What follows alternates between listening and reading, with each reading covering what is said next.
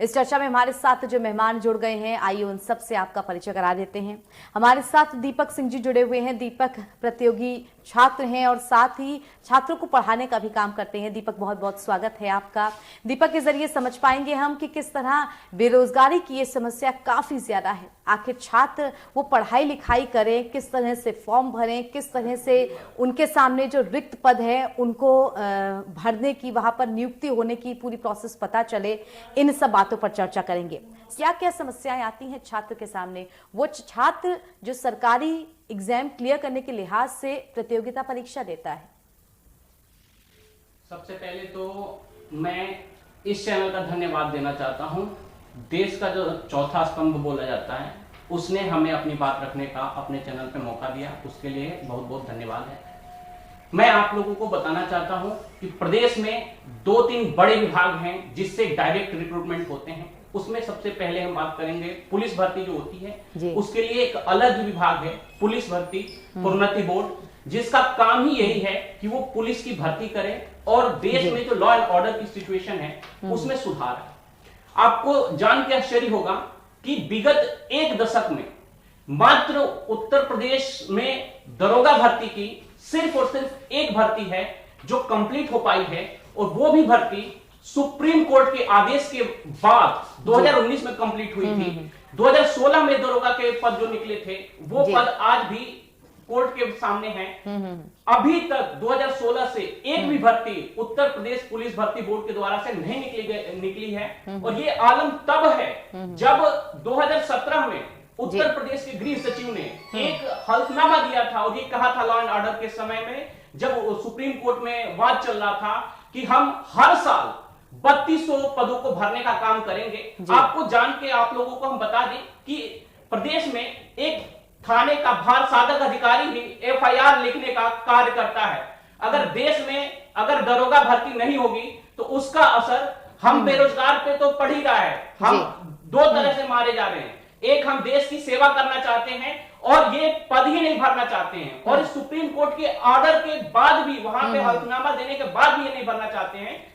दूसरी जो सबसे बड़ा विभाग है जिसके बारे में हम बात करना चाहते हैं, वो विभाग है अधीनस्थ सेवा चयन आयोग। उसमें तो हम बता दें आपको, कुल अधीनस्थ सेवा चयन आयोग के खुद कुल पद 86 है, जिसमें 56 पद खाली पड़े हैं। 86 में से 56 खाली पड़े हैं। 86 पद जो अधीनस्थ सेवा चयन आयोग के खुद के हैं, जिसमें क्लरिकल है, जिसमें परीक्षा कंट्रोलर है, बड़े बड़े विभाग। आपको जान के आश्चर्य होगा कि विगत जब से ये आयोग का मतलब जब से ये गवर्नमेंट जब से ये आयोग बना था, उसमें 2018 में सीबी पालीवाल जी ने अध्यक्षता ग्रहण की है। 38,000 के आसपास हजारों में संख्या पद खाली है, जिसकी लगातार सूचना हमको पेपर के माध्यम से और जो विभिन्न समाचार पत्रों के माध्यम से पेपर में आए दिन आती है। आज के न्यूज़पेपर में भी ये आया था कि इतने पद खाली हैं, शासन से अनुमति मिलते ही भरा जाएगा, लेकिन उस पे कोई भी कार्रवाई नहीं की जा रही है। और ये 2019 में जब दूसरे हमारे आए थे प्रवीर कुमार जी, जिन्होंने पदभार ग्रहण किया था, उसके बाद से एक भी अध्याचन उत्तर प्रदेश अधीनस्थ सेवा चयन आयोग से नहीं आया है। जितनी भी भर्तियां हैं, किसी का रिजल्ट पेंडिंग है। जब 2018 में जो पहली भर्ती है युवा कल्याण अधिकारी, उसका आज फिजिकल हो रहा है। कब इसकी ज्वाइनिंग होगी इसके बारे में भी कोई नहीं है। एक भी भर्ती यूपी ने अपने शासनकाल में इस साल नहीं किया है। जी बिल्कुल, पूरी क्यों नहीं की जा रही, क्यों लटकती है वो प्रक्रिया?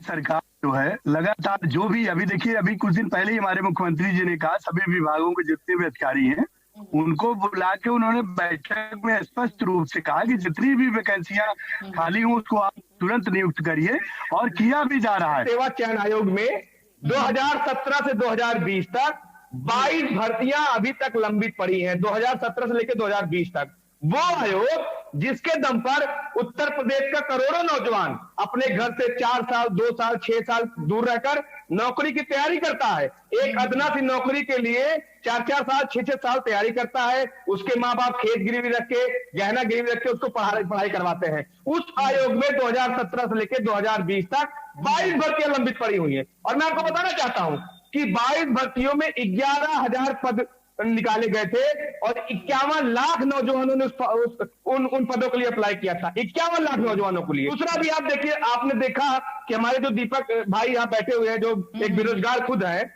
उन्होंने अभी आपको एक आंकड़ा दिया कि 2017 में सुप्रीम कोर्ट ने आदेश दिया था योगी आदित्यनाथ सरकार को कि आपके यहाँ लगभग 11,000 दरोगों के पद खाली है और उसको आप भरने का काम करिए।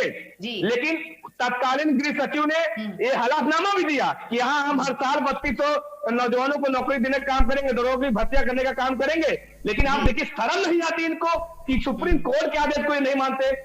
गन्ना सुपरवाइजर का मामला हो, उसके बाद देखिए लेखपाल भर्ती का मामला हो, 49,000 पीएससी और पुलिस के नौजवानों का मामला हो, उसके बाद वीडियो 2018 में सबसे खास जो यूपी SSS की विकास अधिकारी की, और नौजवानों की अभी तक सत्यापन हो गया, उनकी नियुक्ति तक एक तरीके से हो चुकी है। मतलब सत्यापन के बाद उनका SIT बना दिया गया और उनको रोज हर महीने बेचारे लखनऊ आते हैं, उनके ऊपर लाठियां चलती है, माँ बहन की गालियां मिलती है। अभी आपने देखा, हाल ही में प्रदर्शन किया था, माँ बहन की गालियां दिलवा रहे थे योगी आदित्यनाथ जी नौजवानों को। आप बताइए नौजवानों को क्या गुनाह है? तो उत्तर कहेंगे एक भर्ती पे अमूमन कितने लोग फॉर्म भरते हैं और उनके आगे क्या क्या समस्याएं आती हैं? जैसा कि हम बता दें कि अधीनस्थ सेवा चयन आयोग हो या उत्तर प्रदेश के जो भी फॉर्म निकलते हैं उसमें लाखों की संख्या में फॉर्म भरे जाते हैं जी। अगर 600-700 सीटें निकलती हैं किसी पद के लिए, तो उसमें जो फॉर्म गिरते हैं वो गिरते हैं लगभग 15 से 20 लाख। ऐसे वीडियो का एग्जाम हुआ था, उसमें गिरे थे। अभी अधीनस्थ सेवा चयन आयोग एक पीटी परीक्षा आयोजित करा रहा है, ऑनलाइन पीटी परीक्षा की बात करें, उसमें वो उसका खुद अनुमान है कि उत्तर प्रदेश से वो खुद तैयारी कर रहे हैं कि 30 लाख बच्चे फॉर्म भरे जाएंगे, 30 लाख।